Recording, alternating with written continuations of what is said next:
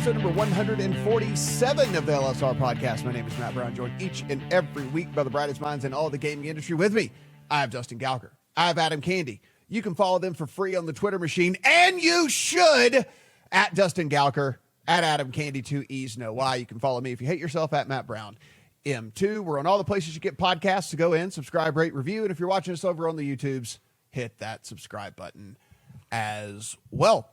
We are going to talk about some MGM stuff up in Ontario. We're going to talk about an acquisition over on the BetMGM side. We'll talk about some state notes as well, and then we'll also talk about a kind of a macro issue just in general of money within the gaming sector and if it is going to continue to flow in or if we are going to be looking at maybe some pullback here. But Adam, let's kick things off here over in California. In California, it appears that we can go full Mills Lane and say, let's get it on, because we are going to have a fight between at least 2 sports betting initiatives in California as long as we get the online one verified. They announced, the DraftKings and FanDuel backed group, that they have 1.6 million signatures collected. They need to have just shy of 1 million verified. That leaves more than enough margin for error once that petition is turned in. So that is the version of sports betting in California that would allow for online sports betting throughout the state, mobile sports betting everywhere in the Golden State. We already had qualified the tribal initiative, which would limit it to retail, at least for the first 5 years, at tribal-backed casinos. And so if both of those are going to be on the ballot, it sets up a really interesting situation in California, and a very expensive one as well. There are going to be hundreds of millions of dollars spent in this fight, and for good reason, because as Eilers and Krajicek has theorized in the past, this could be a market that generates $3 billion in revenue annually. And to give you a little bit of comparison, we're talking about the New York market and the fact that we're pleasantly surprised that it appears on track for generating $500 million with a 51% tax rate. So California, at least in this online initiative, it would be a much more reasonable tax structure. But what's going to happen here is that when 2 qualify for a ballot on the same issue, I'm going to tell you from my background in politics, it gets harder for either of them to pass. People get confused. They're not sure what to vote for. Sometimes the campaigns themselves spend so much time pushing against the other one that people look at both and say, well, neither of these could be any good, because that's what I've been hearing on TV forever. So lots more to come in California. There is, of course, still the card room measure floating out there. I'll tell you from having been at the Tribal Gaming Conference a couple of weeks ago, not a lot of optimism that that one is going to qualify. But if we have 2 on the ballot, it is going to be a scene to watch in the Golden State through November. Dustin, your level of confidence on a 1 to 10. Well, I don't think San Diego is going to fall off into the ocean because of an earthquake if this were to happen. I don't know. Adam and I were spitballing this the other day. Anywhere from like a 10 to 25% chance, and that might be high. Like that might be too much for the online measure to happen, or for for either of them to happen a little higher. So, I wouldn't be surprised if it got passed, but it's a decided underdog going into this. You think a lot of money is spent on sports betting ads right now? Think about how much, there is going to be infinity money spent on sports betting commercials for and against this ballot measure, because it is so important for both sides to get what they want. The tribes want nothing to do with this. They're fine with scorched earth and nothing getting passed. Honestly, that would be probably an ideal solution for them. They would take the retail betting, but not at the expense of DraftKings and FanDuel getting their way and getting fully available commercial online sports betting in the state. But DraftKings, FanDuel, this consortium of operators want very badly and maybe need California to legalize and to have that in their pocket heading into the future as they try to become sustainable. It's a huge addressable population, obviously new revenue stream that they, right now, as we've talked about in past podcasts, the map is not looking great for expansion. So California, they will be pouring pretty much everything they have, I would imagine, into this, which, takes the scale up and at least makes it a possibility in California. Adam, if we gave the casinos in Las Vegas truth serum, would they be rooting for this to not pass? I mean, listen, you know as well as I do, like, there isn't really like a major California city that's like close really to a border, and certainly not LA or San Diego or San Francisco or anything like that. So, I mean, like, they're still having to fly here if they want to do anything. It's not like they can pop across the border like we were talking about in New York City or something like that. So it's not one of those scenarios, but again, true serum, do you think that they're rooting for the tribes to win out here? They're rooting for nothing to pass. They're rooting for it to be status quo. They don't want anyone to have sports betting in California. And again, let's be real about when we talk about this. Sports betting is an amenity. It's additive. It is not the draw, the reason people are coming to Las Vegas to spend the weekend, right? But it is a significant source of revenue for the sports books when you look at the fact that, yes, mobile has ticked up to, say, 60% or so for your average Nevada report and your average Nevada sports book. But 60% on mobile means 40% in person, and a lot of that is foot traffic, and a lot of that is foot traffic of tourists from California. So it's not that you're necessarily worried about whether or not I should say what your whales are going to do. It is in a lot of ways about what a lot of that public action is going to do coming from California, especially during football season. So, no, I think they would prefer that nothing ultimately happen in California. And as Dustin said earlier, I still think that's a distinct possibility that the answer is nothing passes. Dustin, it was just, a little bit ago that here in Las Vegas, they canceled a fantasy sports convention because, they couldn't have fantasy sports even relatively close to the NFL brand because there might be some gambling that gets involved in fantasy sports. And now, of course, we're a week removed from the NFL draft taking place here in Las Vegas. And now we move to the college ranks where we've all kind of giggled a little bit at some of the stuff that's going on here. And hey, why not add some more stuff here on the college ranks as well? I've got a shocking development for you here, Matt. The fact that the NCAA is not that worried about sports betting integrity and is more beholden to the almighty dollar.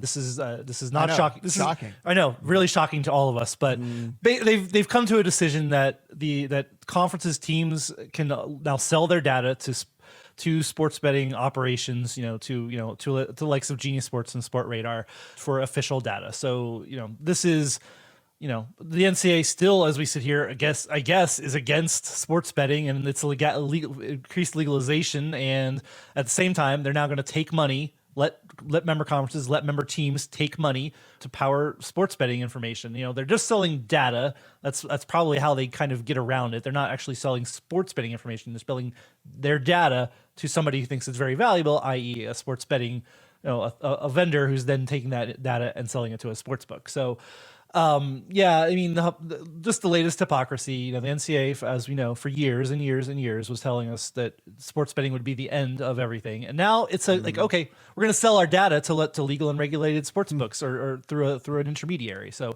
this is it's a core a good deal. This is good that we're getting official data that's going through sports books, but it is the NCAA, at least it has a policy too. We've also seen sportsbooks sign deals with individual universities, and there's not a policy on that that we know of, at least, and that's been going on ad hoc. So at least the NCAA has done this, but yes, in a shock to no one, the NCAA will take the money and run and try to profit from sports betting, which we always knew would happen in the post-PASPA environment.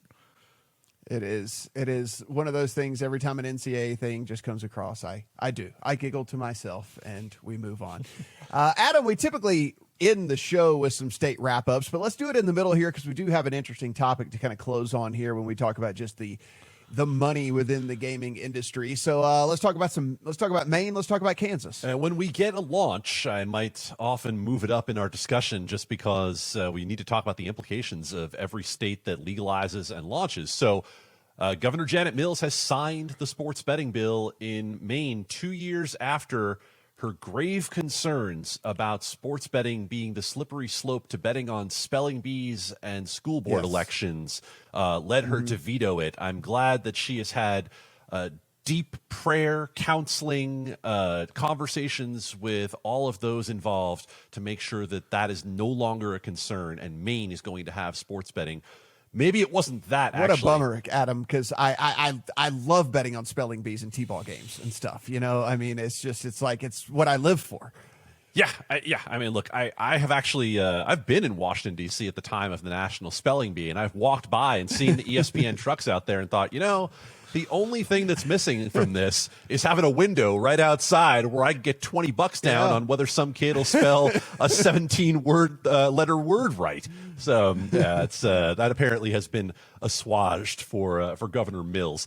What really happened here is that this ultimately became a piece of a larger tribal package in Maine. Mm-hmm. So tribes are going to have the opportunity to partner with commercial sports betting operators in a scenario that I'll just compare it to Connecticut. It's not identical to Connecticut, but you're going to see a similar setup where it essentially flows through the tribes, but you're probably going to see some of the bigger names in sports betting take part in the state of Maine. It's a pretty reasonable license and tax structure, but the bigger implication in all of this is it's yet another state in New England that has legalized, and we all turn our weary eyes to Massachusetts one more time and go, hey, you awake over there?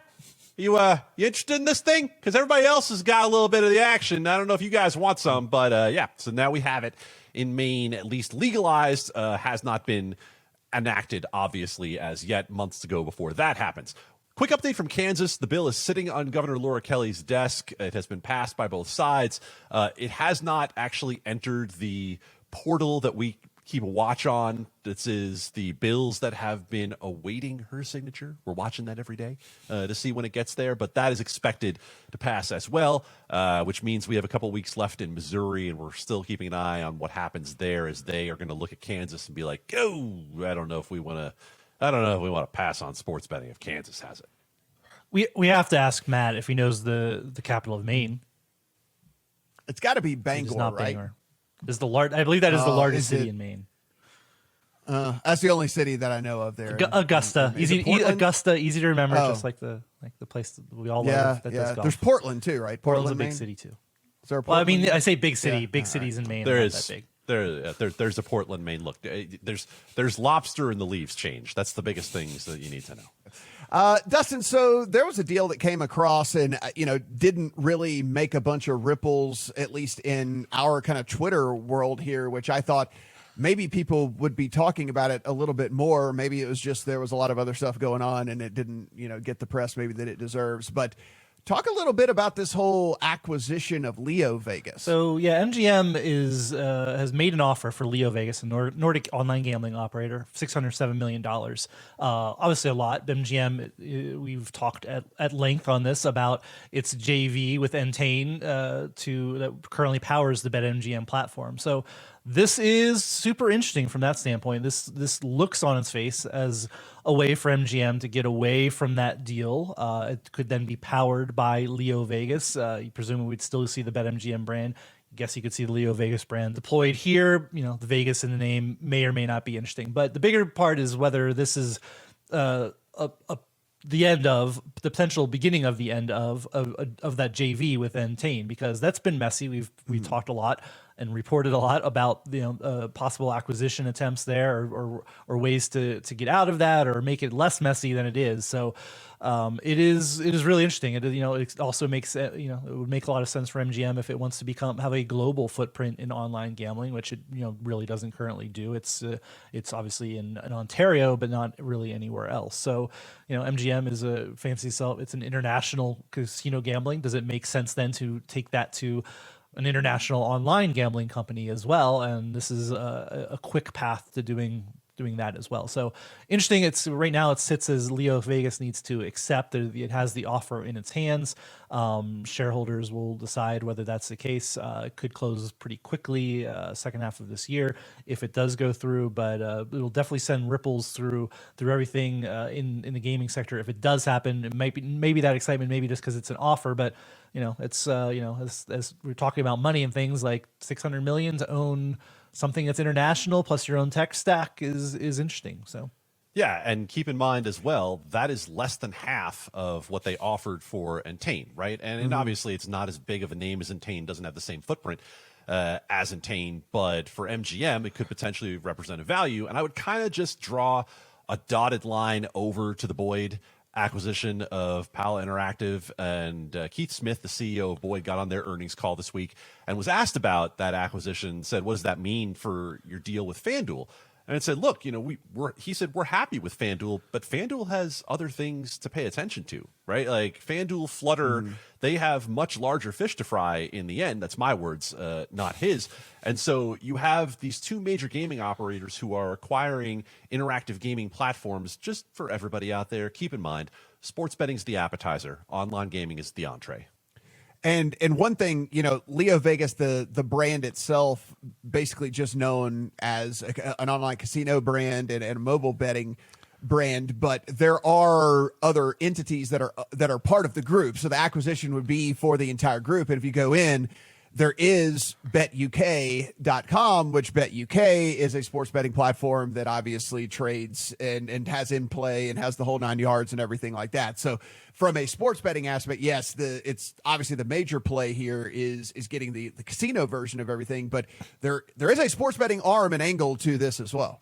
No question. And the international part of it is something that, that's what we talked about with the potential MGM purchase of Entain, right? We talked about the fact that, yes, they want to own the JV entirely, but more than that, I mean, look at the footprint of a company like Entain, and they've made the bid. The bid was rejected, understandably so, for Entain, because I think we've seen the growth at this point show that they probably are worth more than that initial, $1.2 billion offer. Adam, let's talk a little bit about our friends up north. We have been since they've been allowed to bet on single game wagering up there. We have talked about Canada a little bit more here on the podcast, and so let's continue on here with some interesting stuff out of Ontario. Every now and then, we have to check in with the social media files, which I don't really enjoy doing all that much, because as I was talking to our writer, Pat Evans, about today after he wrote this story about violations of the Ontario advertising and marketing restrictions, I said to him, I'm not really sure I believe in the return on investment for sportsbooks and online gaming companies being on social media, because it seems like they often do themselves far more damage than they do to enhance their brand or acquire customers. So what we saw is that the regulators in Ontario fined PointsBet and BetMGM, grand total of roughly $80,000 Canadian combined for different violations of their rules. Now, understand, the rules in Ontario are far stricter than they are here in the U.S. You can't directly advertise bonuses or advertisements, or at least you're not supposed to be able to do those things until you have a player's consent, right? You get them in first, and then you can advertise direct bonuses to them, etc. So there were multiple violations of this, but I'm just going to point out one. I want to read it directly because I think all of us are going to have the same reaction when we hear it. A tweet went out from the BetMGM account, and it said this, quote, "The more money you put in per bet, the higher your chance is of winning." No, and it doesn't help anyone. Stop it. Stop it. If you're going to do social media, invest in your social media team. Do not hand it to every fresh into the industry or fresh out of college person who walks up and says, but I know how to use Twitter and Instagram. Stop it. These are things that hurt everyone in the long run. Responsible gambling is the responsibility of everyone in the industry. And when you have accounts where you're trying to get cheeky or you're trying to get people in, these are not the ways to go about it. You're hurting everyone. Stop doing crap like this. It's ridiculous. Dustin, I think what we've seen, just anecdotally, is I think that people are hiring social media like air quote experts as opposed to people who actually know the industry, which I think in gaming, I think that works basically everywhere else, right? But in gaming, it's a little bit more nuanced in what you can and can't say and what you should and shouldn't be saying and things like that. And it's we've seen some stuff come through on social media from various accounts where we were like, if that was not about gaming, maybe that would be funny, but whatever. But it's like that's not funny because it's in reference to, it's coming from an official sportsbook account or whatever it might be or something like that. And so, yeah, I think that there's a little bit more to be done from that aspect of making sure whoever is hitting send is someone who understands the nuance of the industry. Yeah, and I mean, we're preaching to the choir probably a lot of times on this podcast, but absolutely, like what Adam said, just stop doing dumb crap on social media. It doesn't you do something funny that somehow intersects with responsible gambling. There's absolutely nothing good that comes out of that. You get a few likes and a few retweets. Great.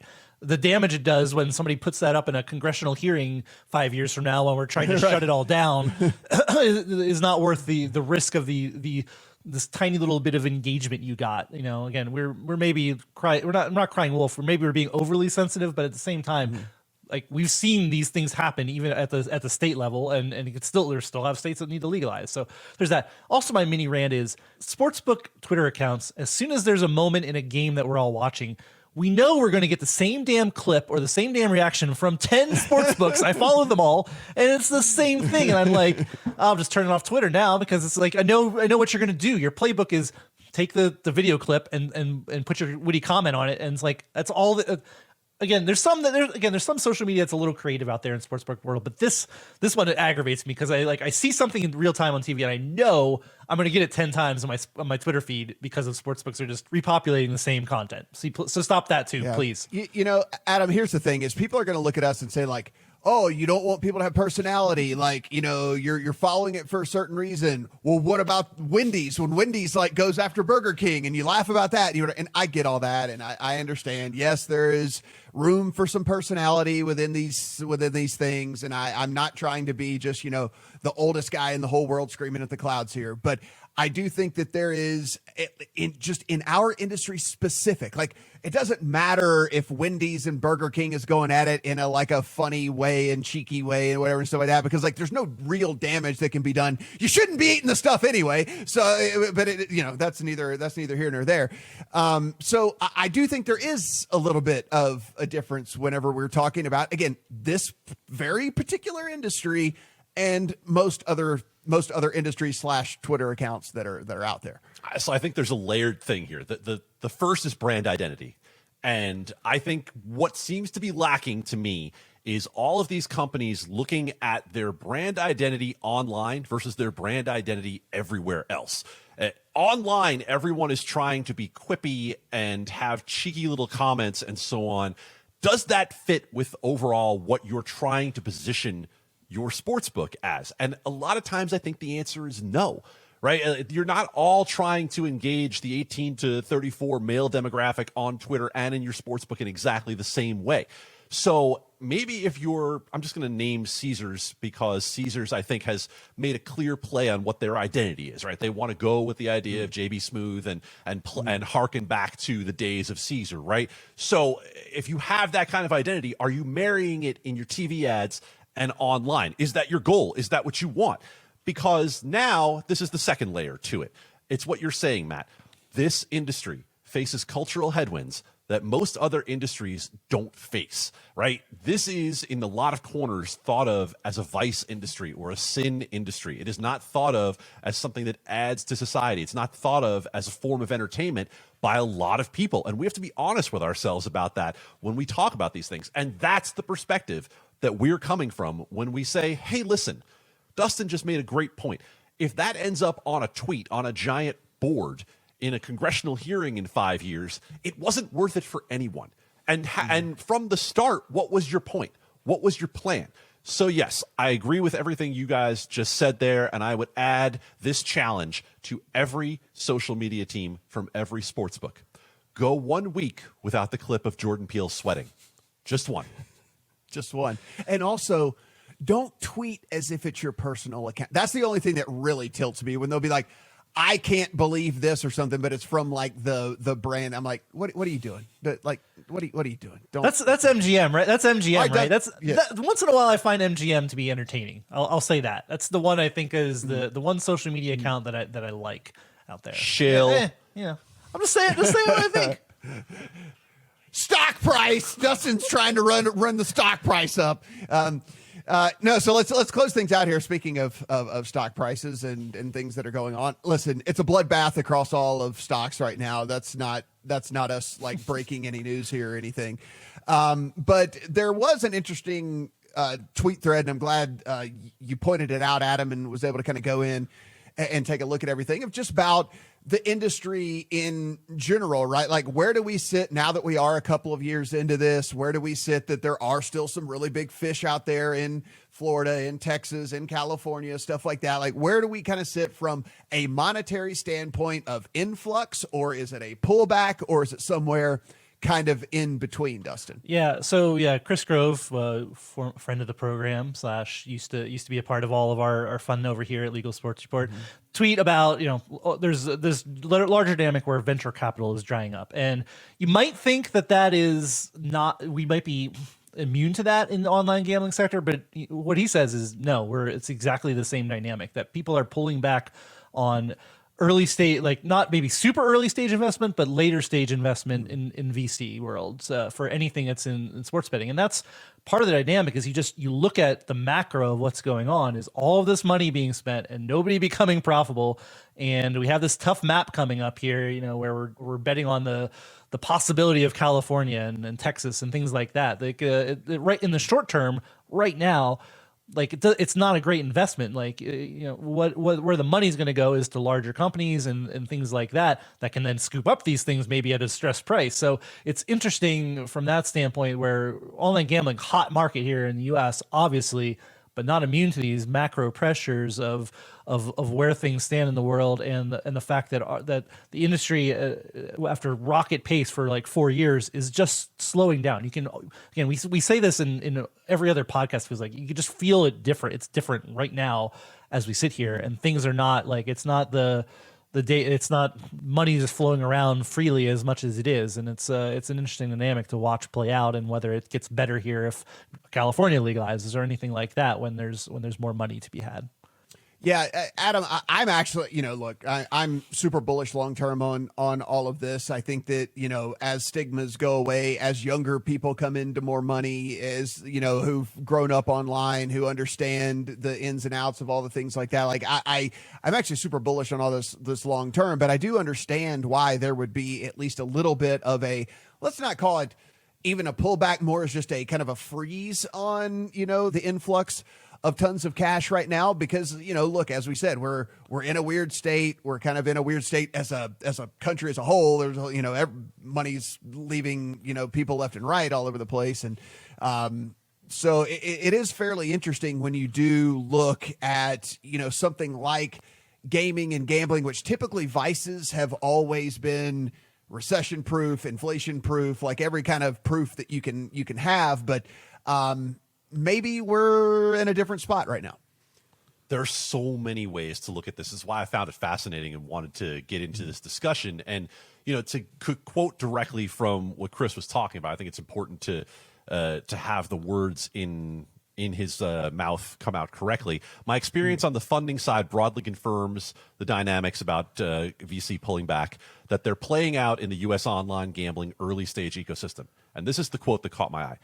It's going to be a tough few quarters for the in-between companies in the space. And I know it's weird when I reference a company like Wynn or Churchill Downs as, in between. But in the world of sports betting, their entries were in the in-between space without question. That's not even talking about venture capital to back new operations, right? Because a lot of what this thread, if you go into it, talks about is the idea that maybe it's going to be easier to get venture capital into existing things that already had funding, as opposed to new entities that are still looking for funding. So again, I'm not going to get too far over my skis in an area where I know that I'm not the expert, but I think something you just said, Matt, is so important for us to keep in mind, because we get so focused on the opportunity here inside the bubble, right? We talk about what will lead to sports betting growing, who's doing it right, who's not doing it right.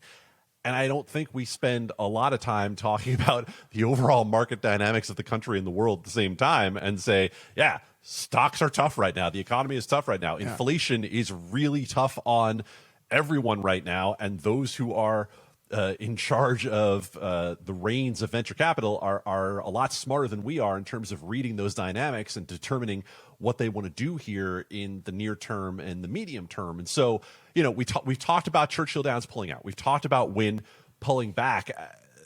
yes, the opportunity can be bullish long term, but I think the important thing to keep in mind is there could be some really interesting things to come in the next year or two in terms of potential M&A, in terms of companies that might ultimately turn the lights off if these VC pullbacks truly are what they appear to be here thus far in 2022. And the tweets and the tweet thread that we are referencing, you can go to Twitter. It's OP Report is Chris's handle over there if you want to take a look at that. Outside of that, everything we've talked about here on the podcast, you can find over at LegalSportsReport.com. So be sure, go in, read all the great words that Adam and team are putting up over there. And we really do appreciate you guys subscribing, rating, reviewing, all the different things like that, leaving comments in the YouTube section, whatever it might be. We do appreciate all the support from there as well. You should follow Dustin on the Twitter machine. It's free, at Dustin Gouker. Adam as well, at Adam Candee, 2 E's, no Y. And again, LegalSportsReport.com for everything we talk about here on the pod. For Dustin, for Adam, I'm Matt. Talk to you guys next week.